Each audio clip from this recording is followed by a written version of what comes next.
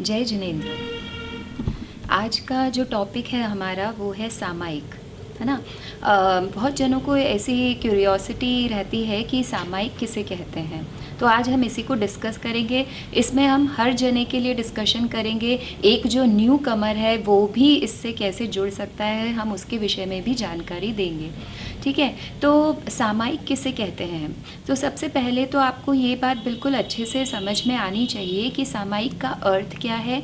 सामायिक यानी समता भाव धारण करना, इसको सामायिक कहते हैं।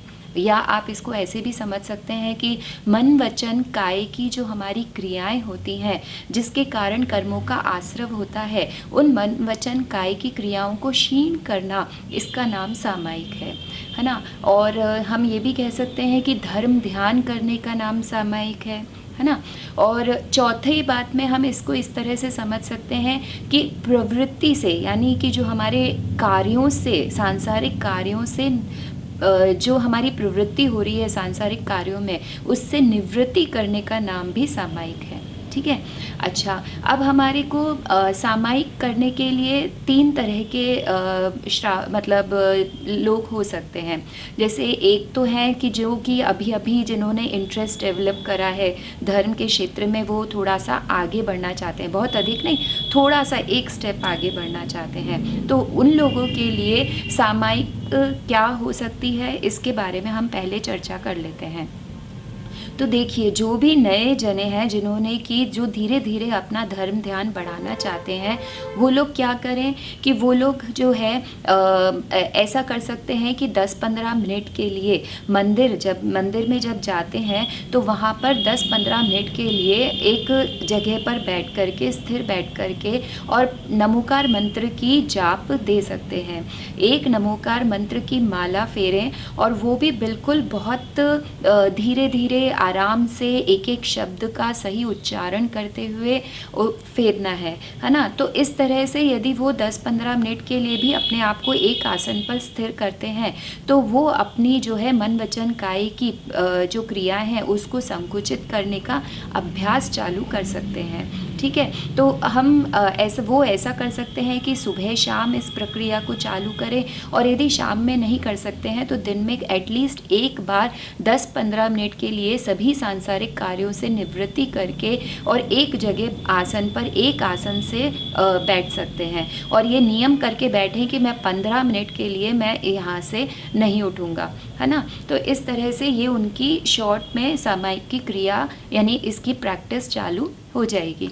अच्छा, अब इसके बाद में जब हम आते हैं तो हम आते हैं उन श्रावकों पर जिन्होंने कि व्रतों को धारण नहीं करा है, जो कि अभी अव्रती हैं, लेकिन जो कि अपने धर्म ध्यान में को बहुत आगे बढ़ाना चाहते हैं। ठीक है, तो अब उनके लिए हम चर्चा करते हैं। तो देखिए, सही रूप से सामायिक की क्रिया क्या होती है। तो सबसे पहले तो आपको ये क्रिया चालू करने के लिए पूर्व दिशा से चालू करनी चाहिए। ठीक है, आप पूर्व दिशा की तरफ खड़े हो जाइए, और पूर्व दिशा में आप खड़े होकर के ये बोलिए 9 बार नमोकार मंत्र बोलिए। ठीक है, सबसे पहले 9 बार नमोकार मंत्र बोलना है। फिर उसके बाद में आपको बोलना है कि पूर्व दिशा विदिशाओं में स्थित जितने भी पंच परमेष्ठी भगवान हैं, कृत्रिम अकृत्रिम चैत्य चैत्यालय हैं, जिनवाणी शास्त्र हैं, तीर्थ क्षेत्र हैं, सिद्ध क्षेत्र हैं, अतिशय क्षेत्र हैं, उन सबको मन वचन काय से सबको एक साथ प्रत्येक को अलग अलग बारंबार बारंबार बारंबार नमस्कार करता हूँ। जब आप बारंबार बारंबार बारंबार 3 बार बोलेंगे, तब आपका 3 बार जो है 3 आवर्त होने चाहिए। ये इसको हाथ को इस तरह से घुमाना एक आवर्त कहलाता है। एक बार घुमाना 1 आवर्त, 2 बार घुमाना 2 आवर्त, और 3 बार घुमाना 3 आवर्त हो गए। तो 3 आवर्त, और फिर नमस्कार करता हूँ मैं, आपकी एक शिरोन्नति हो जानी चाहिए। शिरोन्नति यानी सर झुकाना। ठीक है, तो इस तरह से आप जो है पूर्व दिशा में आप इस तरह से बोलिए। फिर आप अपना मुंह जो है दक्षिण दिशा की ओर करिए। फिर दक्षिण दिशा में भी आप इसी तरह से पहले 9 बार नमोकार मंत्र बोलिए।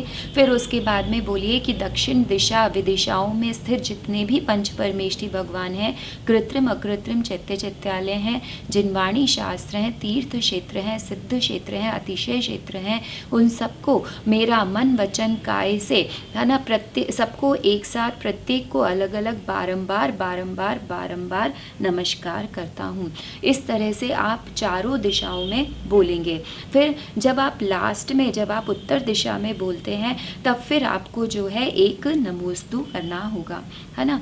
आप सबसे पहले स्टार्ट करेंगे पूर्व दिशा से, फिर आएंगे आप दक्षिण दिशा में, फिर आएंगे आप पश्चिम दिशा में, और फिर आप आएंगे उत्तर दिशा में, ठीक है। तो इस तरह से पहले आप ये करेंगे। इसमें प्रत्येक दिशा में 3 आवर्त एक नमोस्तु कंपलसरी है ना। और उसके बाद में सबसे लास्ट में आप जो है नीचे बैठ करके ढूक देंगे, है ना। फिर उसके बाद में आप उत्तर दिशा की ओर ही मुंह करके आप बैठ जाएंगे। अब इसके अंदर सामायिक के अंदर जो चीज़ें इंपॉर्टेंट है, अब हम उसका डिस्कशन करते हैं। फर्स्ट पार्ट हमने डिस्कस कर लिया, ठीक है। अब आप जब बैठेंगे तो इसके अंदर क्या है कि आपका फिक्सेशन ऑफ टाइम होना चाहिए, ठीक है। यानी कि आपका प्रत्येक दिन आपको किस समय पे आपको सामायिक करनी है, वो समय भी आपका फिक्स होना चाहिए। जैसे हमारा खाने का, पीने का, हमारा ऑफिस जाने का, है ना, आदि हमारे सोने का समय फिक्स होता है, तो इसी तरह से हमें सामायिक का समय भी फिक्स करना चाहिए। और आप ये कर सकते हैं कि आप सुबह 6 जितने भी हमारे जो संधि काल होते हैं वो सर्वश्रेष्ठ होते हैं सामायिक के लिए। तो सुबह 6 बजे का समय, दिन में 12 बजे का समय ले सकते हैं, और शाम में फिर 6 बजे का समय आप ले सकते हैं, ठीक है। तो इस तरह से आपका 3 टाइम सामायिक यदि आपको करना है तो आप ये 3 समय ले सकते हैं। और बाकी यदि आपको इतना नहीं करना है, आप चाहते हैं कि आप दिन में 2 बार ही सामायिक करें, तो आप सुबह 6 बजे और शाम में जो है 6 बजे का सामायिक का समय अपना रख सकते हैं। अब जब आप सामायिक के लिए बैठते हैं तो आप ये भी फिक्सेशन हो जाना चाहिए कि आप कितने समय के लिए सामायिक कर रहे हैं, है ना। आपको ये मतलब आप अपने मन में ये डिटर्मिनेशन कर लीजिए कि मैं इतनी बजे से इतनी बजे तक के लिए जो है मैं सामायिक का नियम लेता हूँ, है ना। तो इस मतलब जैसे आप क्या है कि इसमें उत्कृष्ट समय मतलब आपके 3 तरह के समय होते हैं इसके अंदर।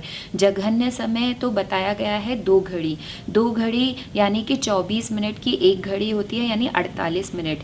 ये तो कहलाता है जघन्य समय सामायिक करने का, ठीक है। आपका मन यदि इसमें और लग सकता है तो आप इसमें मध्यम समय पे भी आ सकते हैं, जो कि 4 घड़ी का है, यानी 96 मिनट्स आप ले सकते हैं इसके अंदर, ठीक है। और उसके अलावा सबसे उत्कृष्ट समय होता है 6 घड़ी का, जो कि हम ऑलमोस्ट लगभग 2.5 घंटे का होता है, ठीक है। तो इट डिपेंड्स आप अपना कितने समय का समय रखना चाहते हैं, आप उसको फिक्स करके आप एक आसन से बैठ जाइए, ठीक है। इसके अंदर सेकंड जो स्टेज आती है वो आती है फिक्सेशन ऑफ पोजीशन।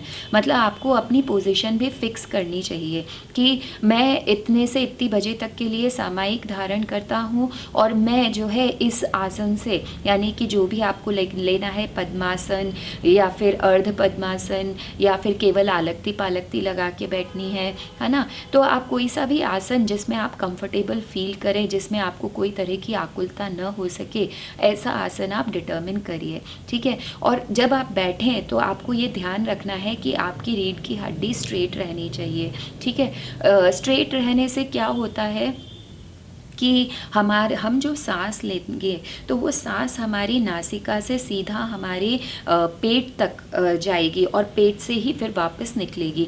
तो ऐसा करने से हमारा जो है पूरा जो है मैकेनिज़्म वो स्वस्थ रहता है, ठीक है। हमें बीमारियों का अंदेशा नहीं रहता है, हमारा शारीरिक स्वास्थ्य अच्छा रहेगा, ठीक है। और यदि कई जने क्या है कि कुर्सी पर बैठकर सामायिक करते हैं, तो अगर आपकी कोई ऐसी प्रॉब्लम है तो वो तो खैर वो बात अलग है। लेकिन यदि आप अच्छी तरह से स्वस्थ हैं तो आपको जो है सीधा बैठ करके, मतलब आसन पे बैठ करके आलक्ति पालक्ति लगा के ही सामायिक करनी श्रेष्ठ है, ठीक है। अच्छा, अब उसके अलावा जो तीसरी चीज़ आती है वो आता है फिक्सेशन ऑफ प्लेस। आप अपनी प्लेस भी फिक्स करिए, है ना। ऐसी जगह को आपको चुनना है जहाँ पर कि आपको ज़्यादा कोलाहल ना हो, ज़्यादा साउंड नहीं आए, ज़्यादा मच्छर वगैरह नहीं काटे, ऐसा नहीं हो कि कहीं पे बघार वगैरह लगने की स्मेल आए जिससे कि आपका ध्यान भटके, है ना। तो आपको ऐसी जगह नहीं रखनी है। तो आप अपनी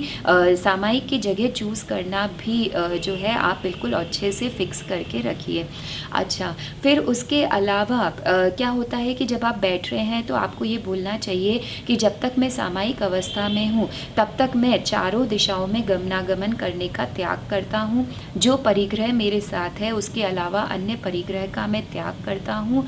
कोई भी उपसर्ग यदि मुझ पर आता है इस वक्त तो मैं उसमें जो है समता भाव धारण करने का नियम करता हूँ, है ना। तो इस तरह से एक सामायिक में जो है आप अपने ये सारे नियम करके अपने आप को स्थिर चित्त होकर के जो है आप सामायिक शुरू कर सकते हैं। अब इसके अंदर चौथी चीज़ जो आती है वो आती है कि आप फिक्सेशन ऑफ मंत्र, है ना। सबसे अच्छा तो यही होगा कि आप सामायिक के समय में जो भी आप मंत्र जाप दे रहे हैं आप उसको भी फिक्स कर लीजिए। जैसे सबसे उत्कृष्ट तो ये है कि आप नमोकार मंत्र की 5 माला जो है वो सुबह शाम में सामायिक के समय में फेर सकते हैं, ठीक है। एक माला को फेरने के लिए आपको 10-15 मिनट का समय लगना चाहिए।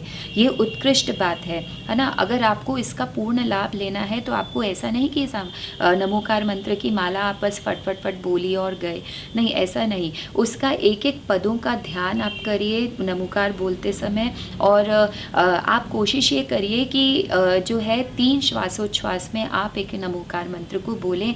ये मैं आपको पहले भी बता चुकी हूँ। जब आप सांस लेते हैं तो नमो रिहंताणम बोलिए, जब आप सांस छोड़ते हैं तो नमो सिद्धाणम बोलिए। नमो आयर्याणम लेने में, नमो वज्जायणम छोड़ने में, नमो लोए लेने में और नमो सव्व साहुणम छोड़ने में, है ना। तो इस तरह से हम 3 श्वासोच्छ्वास में एक नमोकार मंत्र बोल सकते हैं। तो इसको बोलने से क्या होता है, यदि आप 9 बार भी यदि इस तरह से बोलते हैं तो आप एक समय में जो भोजन करते हैं तो उसमें जितनी एनर्जी आप लेते हैं उतनी एनर्जी आपको इस तरह से नमोकार मंत्र 9 बार बोलने में भी आपको जो है उतनी ही एनर्जी आपको मिलती है। तो यदि आप पूर्ण लाभ लेना चाहते हैं सामायिक का तो आपको इसी तरह से नमोकार मंत्र का जाप देना चाहिए।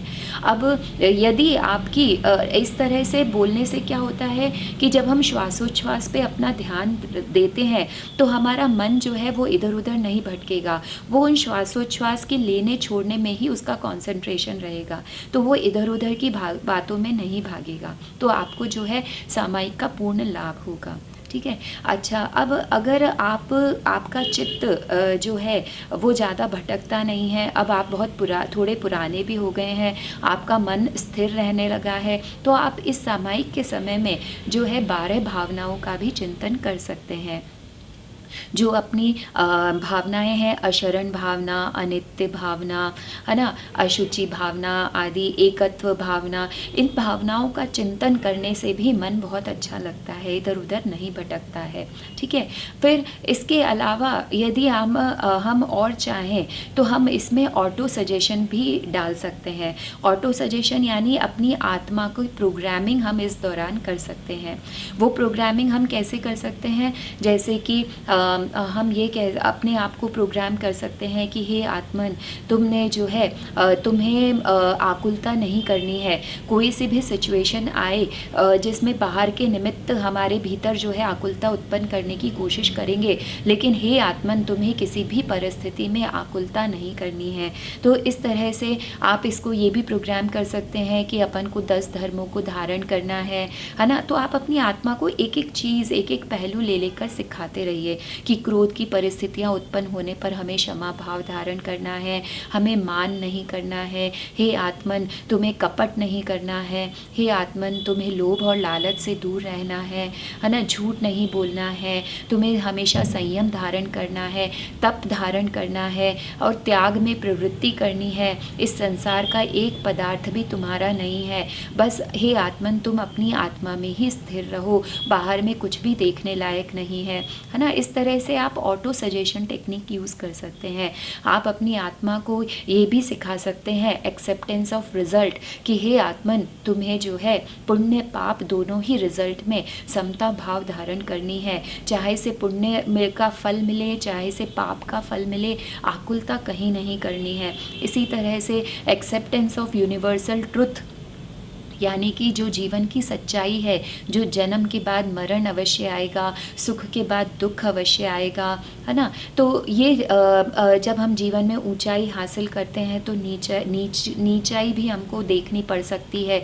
तो इस तरह से ये सारी चीज़ें हम धीरे धीरे अपनी आत्मा को जो है प्रोग्रामिंग कर सकते हैं।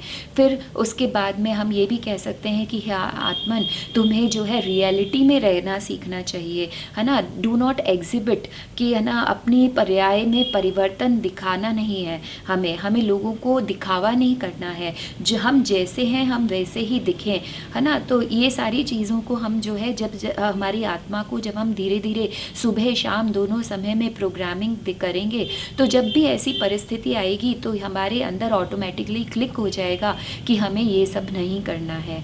ठीक है, तो इस तरह से हम ऑटो सजेशन की टेक्निक भी इसके दौरान हम यूज़ कर सकते हैं। अब बात ये आती है कि जब हमने ये सब कर लिया तो ये सब हमें क्यों करना है, मतलब इसका हमें क्या रिजल्ट मिलेगा। तो देखिए क्या है कि हमारे शास्त्रों में आचार्यों ने ये लिखा है कि आत्मा ही आत्मा का गुरु होता है। तो जो कोई दूसरा हमें नहीं सिखा सकता, हमारी आत्मा के द्वारा ही हम अपनी आत्मा को जो है सही रास्ते पर, ट्रैक पर ला सकते हैं। ठीक है, और जब हम ये धीरे धीरे हमारा अभ्यास इस तरह से बढ़ाएंगे तो हमें क्या है कि समता भाव धारण करने की शक्ति मिलेगी, और ये शक्ति जो है हमें धीरे धीरे समाधि मरण में भी सहायक होती है। देखिए आप मुस्लिम कम्युनिटी को देखिए, मुस्लिम कम्युनिटी में भी जो है 3 वक्त प्रेयर करने की जो है उन लोगों में भी ये नियम है। वो कई जने जो है, आप कहीं भी मुस्लिम कंट्री में जाइए वहाँ पे आपको देखने को मिल जाएगा कि हर जगह पे प्रेयर रूम्स बनाए हुए हैं। वहाँ पर वो जैसे ही उनका जो है समय होता है वो वहाँ पर ही जो है अपना आसन लगा करके और प्रेयर करने बैठ जाते हैं। ठीक है, नमाज पढ़ना चालू कर देते हैं। तो जब हम ये सारी प्रवृत्ति क्यों करें, मतलब इनसे हमें क्या एडवांटेज है। तो जब हम अंत में समाधि मरण जब हम करेंगे तो जो है समाधि मरण में ये सामायिक हमारे लिए सहायक होगी, क्योंकि हमने जो है तब तक अपनी आत्मा को जो है समता परिणाम रखने की ट्रेनिंग दे दी होगी। तो इसलिए वही समता परिणाम हमें उस समय काम आएंगे। जो हम सांसारिक कार्य करते करते जब अपने आप को विथड्रॉल करते हैं यहाँ से कि अभी हमारा सामायिक का समय हो गया और हम जाके विथड्रॉल करते हैं, तो यही विथड्रॉल जो है तब जब हमारा इस संसार को छोड़ने का समय आएगा तब हमें यही विथड्रॉल करने की प्रक्रिया जो है हमारी सहायक होगी। तब हमें हमारी चीज़ें छोड़ के जाने में आकुलता नहीं अनुभव करेंगे, है ना। हमारा जो ममत्व परिणाम सब में बैठा हुआ होगा वो ममत्व परिणाम धीरे धीरे कम हो जाएगा।